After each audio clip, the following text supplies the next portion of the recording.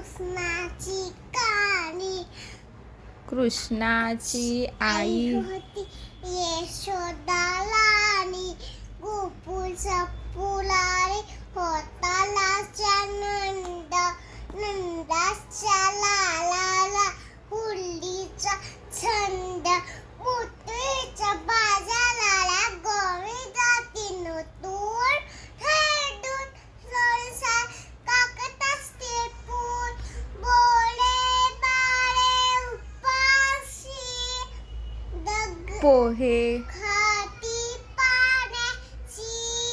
रागे कृष्णाला दगड मारले हांड्याला खंती हांडे